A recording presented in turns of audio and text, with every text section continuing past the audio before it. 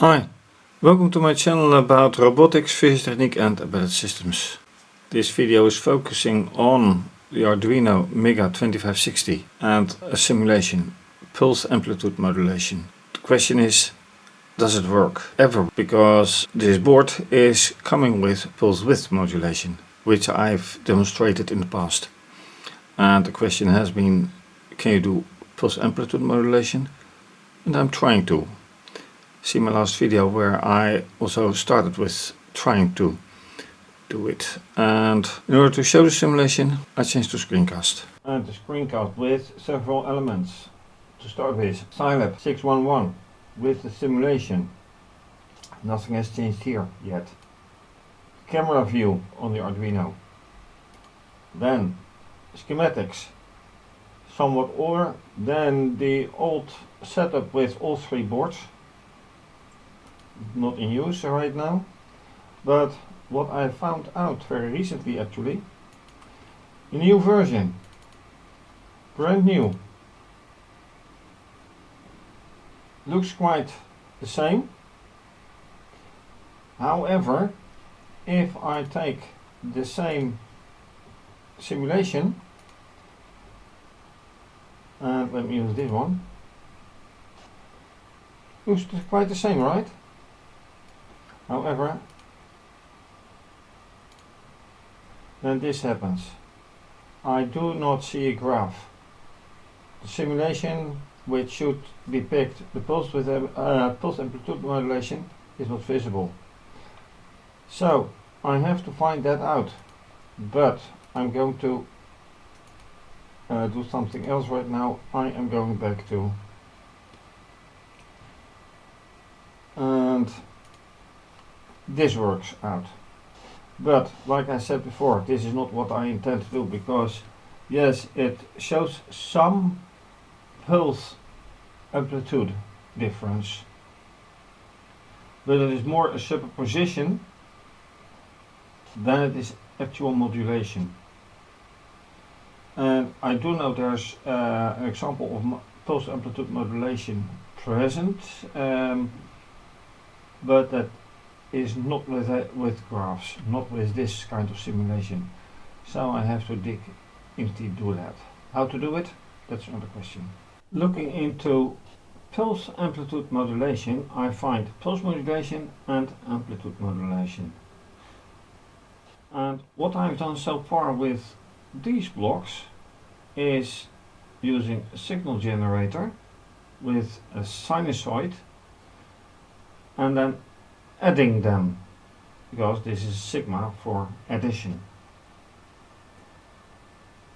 In the other examples that I find, they use a continuous time delay with a multiplexer, not an additional, not a summation. While they say, well, a pulse generator is something different, which I agree on.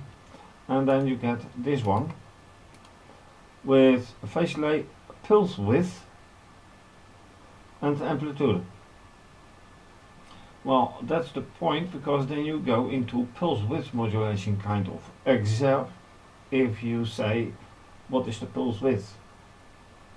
If you have continuous pulse width of say 50 and you don't change that, and an amplitude of, let's say, 3, how would that be different from this situation?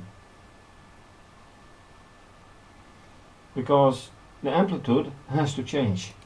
And how do you change an amplitude if you fix it? So this is really pulse width and this is really amplitude, and I don't want a pulse width modulation.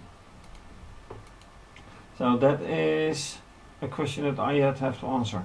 Feeling I'm getting a bit closer, I was reading about pulse amplitude modulation with back in mind this board, and then it turns out that the whole formula would be 2 signals added multiplied by a cosine with time.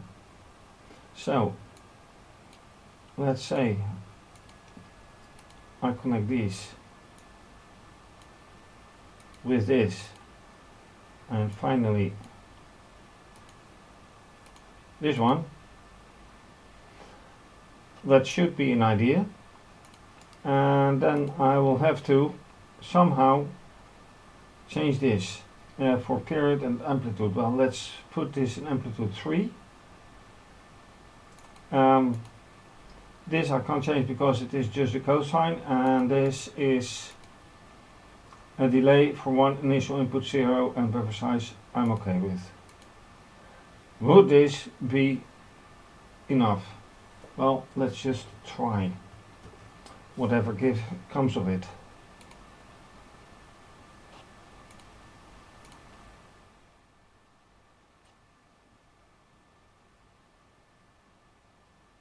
And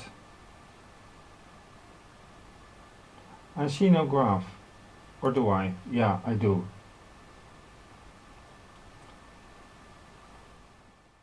Okay, I have a problem.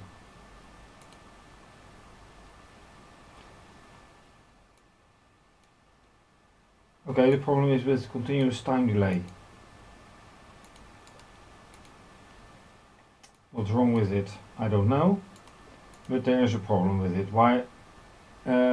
Which causes something to be a straight line. So, back to searching. And obviously, this was the culprit. I had not connected the cosine with the continuous fixed delay. So now,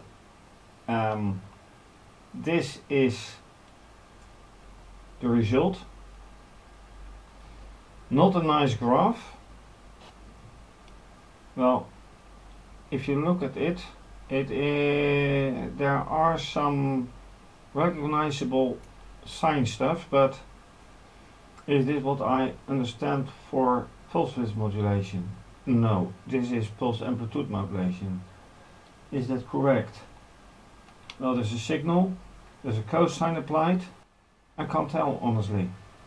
Now the thing is, when experimenting, you some kind of know what the result could be, which I don't. So this might very well be the expected result. As yet, I can't tell. Then I get, of course, to the next question. Can I actually apply this to the board? Since the information that I got is applied to the Mega2560. Well, for that I have to use two analog reading ports. So I have I need two signal generators, then a pulse generator on a digital port, apply formula, and hook up the oscilloscope, and then I know if I can get this signal. Do I have that? That's a very good question. In this situation, I have two possible inputs. I can program them to give two different signals. However, anything that goes out is digital. With pulse width modulation, I can simulate analog, but it is not the same. So that's a little bit of a problem. Anyway, this simulation looks like it will be working. I get a nice signal, but this is what I want. Fair question. Now for the answer. So, with a kind of successful simulation for pulse amplitude modulation, can I apply it on this particular board? I will see next time, I guess. So now, thank you for watching. If you like this video, please do subscribe to my channel, give the video a thumbs up, click the bell for notification. You can also follow me via Twitter and Instagram. and you can support via PayPal, Ko-fi and by becoming a patron. Please see my website for more information, which is listed under the video. And obviously this is continued. Have a great day, stay safe, take care, bye.